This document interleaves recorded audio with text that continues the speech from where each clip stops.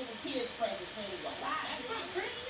Yeah, I Mm, think that's what the season is telling you. mm, Giving women and children. That's really sweet. This year, I think we're going to exchange gifts. mm, You know why? But you know, when mm. you're on a budget, I love that you can be in a relationship where you can be honest about those things. You know, Mhm. you've gone past the point of where you don't have to impress each other. It's not about the over.